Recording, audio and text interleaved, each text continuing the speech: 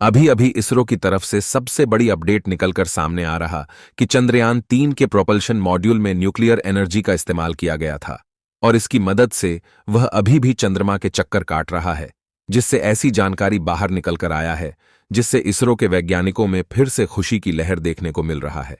दोस्तों, अब आखिर जाग जाएगा।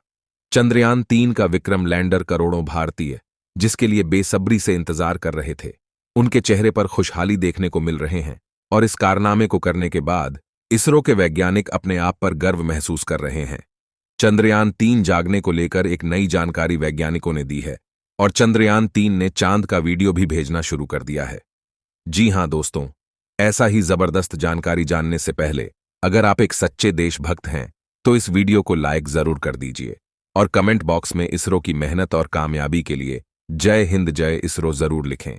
और साथ ही अगर अभी तक आपने मेरे चैनल ZYT को सब्सक्राइब नहीं किया है तो सब्सक्राइब जरूर से कर दें। तो चलिए दोस्तों, हम अपने टॉपिक पर आते हैं।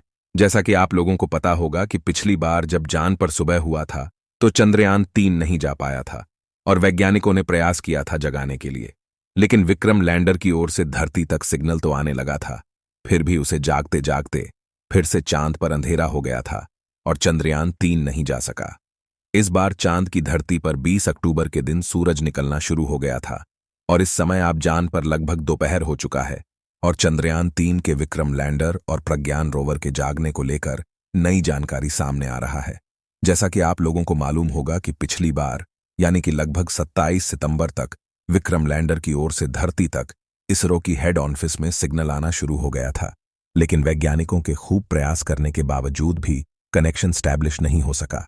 यानी कि विक्रम लैंडर पूरी तरह से जाग चुका था और उसके सारे पेलोड उपकरण बिल्कुल पहले जैसे काम करने लगे थे।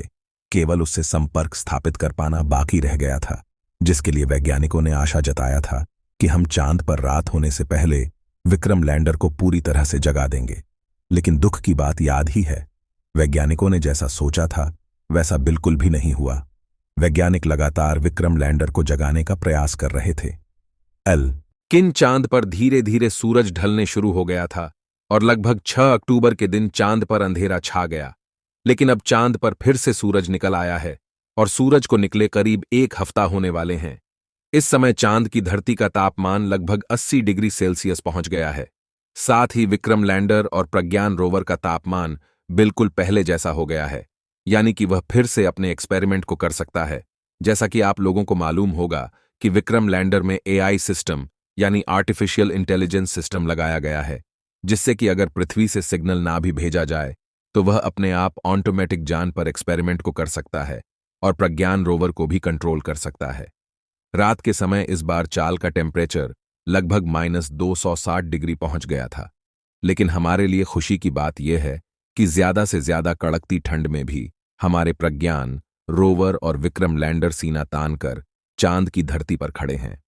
अमेरिका को तो यकीन ही नहीं हो रहा था कि भारत के द्वारा चंद्रयान 3 को चांद पर भेजा गया है। इसलिए चांद की आड़ में घूम रहे अमेरिकी स्पेसक्राफ्ट द्वारा चांद के दक्षिणी ध्रुव की एक फोटो वीडियो के साथ कैप्चर किया गया, जिस वीडियो को देखकर अमेरिका के वैज्ञानिकों के होश उड़ गए। ऐसा इसलिए हुआ क्योंकि रात के समय भी चांद के दक्षिणी ध्रुव पर भारत का विक्रम लैंडर और प्रज्ञान रोवर सीना ताने खड़ा था, जो अमेरिका के वैज्ञानिकों को साफ साफ दिखाई दिया। क्योंकि अमेरिका को यकीन नहीं हो रहा था कि जहां पर अमेरिका की खुद हिम्मत नहीं हुआ मिशन भेजने की, वहां पर भला भारत अपने चंद्रयान को कैसे भेज सकता है। आपको बता दें कि चांद की मिट्टी काफी ज्यादा महीन होती है और इसलिए चांद पर थोड़ी सी भी आंधी आ जाए तो विक्रम लैंडर को तबाह कर सकता है। लेकिन इसमें हमें घबराने की बात नहीं है, क्योंकि चांद पर वायुमंडल मौजूद नहीं है, इसलिए चांद पर आंधी कभी भी नहीं आ सकती। हमारे भारत के चंद्रयान को दूसरा सबसे बड़ा खतरा यह है कि चांद पर उल्का पिंडों की बारिश होती रहती है और अगर एक भी उल्का पिंड हमारे चंद्रयान 3 के विक्रम लैंडर के आसपास गिर गया तो पल भर में तबाह कर सकता है। अगर इस समय की बात करें तो चांद पर 20 अक्टूबर के दिन सूरज निकलना शुरू हुआ था और लगभग 30 अक्टूबर तक चांद की धरती पर पूरी तरह से उजाला हो गया था और अब चांद पर सूरज निकले लगभग 1 हफ्ते होने वाले हैं। और जिस तरह पृथ्वी पर 11 बजे दोपहर होता है, उसी तरह चांद पर अब दोपहर हो चुका है। पिछली बार प्रज्ञान रोवर विक्रम लैंडर से 100 मीटर की दूरी तक जा पाया था और वहीं तक कि मिट्टी का सैंपल इकट्ठा करके वैज्ञानिकों तक जानकारी को भेजा था। लेकिन इस बार विक्रम लैंडर को लगभग 1 किलोमीटर का सफर तय करना है और दूर दराज के इलाकों में जाकर चांद की मिट्टी का सैंपल इकट्ठा करना है। जैसा कि आपको मालूम होगा कि चंद्रयान 3 का जो मुख्य मकसद था, चांद पर पानी की खोज करना था, लेकिन पिछली बार चांद पर पानी की खोज नहीं हो पाया था, जिसके कारण वैज्ञानिकों ने सोचा था कि जब चांद पर सुबह होगी तो हम इसे दोबारा से जगाएंगे और यह चांद के दूर दराज इलाकों में जाकर पानी की मौजूदगी का पता लगाने का भरपूर प्रयास करेगा।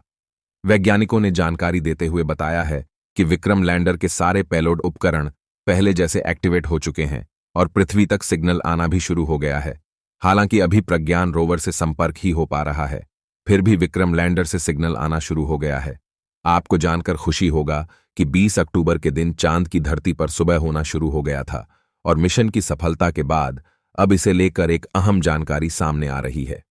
टाइम्स ऑफ इंडिया की खबर के मुताबिक चंद्रयान 3 के प्रोपल्शन मॉड्यूल में न्यूक्लियर एनर्जी का इस्तेमाल किया गया था। इसकी मदद से वह अभी भी चंद्रमा के चक्कर काट रहे हैं। परमाणु ऊर्जा की मदद से चंद्रयान 3 का प्रोपल्शन मॉड्यूल अगले कई सालों तक ऐसे ही चंद्रमा के चक्कर काटता रहेगा। 23 अगस्त को चंद्रयान चांद पर लैंड हुआ था।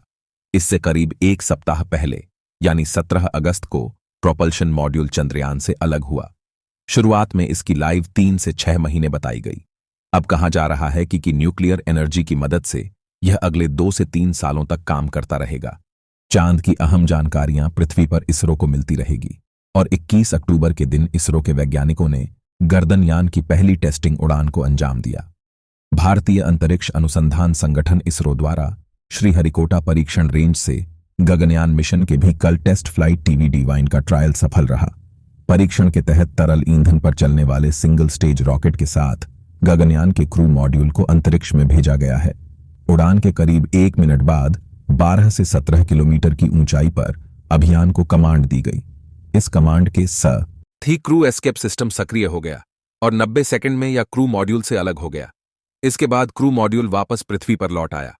पैराशूट की मदद से क्रू मॉड्यूल तय कोऑर्डिनेट के हिसाब से श्रीहरिकोटा से 10 किलोमीटर दूर बंगाल की खाड़ी में उतरा, जहां भारतीय नौसेना की एक गोताखोर टीम और जहाज पहले से तैनात थे। उन्होंने क्रू मॉड्यूल को पानी से बाहर निकाला। लॉन्च से लेकर क्रू मॉड्यूल के बंगाल की खाड़ी में उतरने तक करीब 9 मिनट का समय लगा। उड़ान के दौरान टेस्ट भी कल का शीर्ष सापेक्ष वेग करीब 363 मीटर प्रति सेकंड तक पहुंच गया। इस तरह से यह परीक्षण पूरी तरह सफल रहा। इससे पहले शनिवार को सुबह तकनीकी दिक्कत के बाद कई बार लॉन्चिंग का समय बदला गया। गगनयान मिशन के टेस्ट परीक्षण को देखने के लिए बड़ी संख्या में बच्चे पहुंचे थे।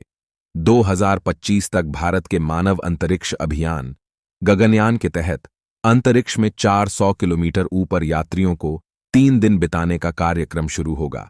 ऐसे में किसी वजह से अंतरिक्ष यात्रियों को नुकसान ना हो, इसके लिए कुल 6 परीक्षण किए जाने वाले हैं। गगनयान अभियान अंतरिक्ष यात्रियों की सुरक्षा के लिहाज से काफी अहम है। इससे यात्रियों की सुरक्षित वापसी के सिस्टम को परखा जा रहा है ताकि अभियान को बीच में रद्द न करना पड़े। चलिए दोस्तों, इस वीडियो को यहीं पर खत्म करते हैं। इस वीडियो को एक लाइक जरूर करें और इस वीडियो को अपने दोस्तों तक शेयर करें, जिससे कि उन्हें भी जानकारी मिल सके, और अपने भरोसेमंद चैनल को सब्सक्राइब जरूर करें। साथ ही बेल आइकन को ऑल पर सेलेक्ट करना बिल्कुल न भूलें।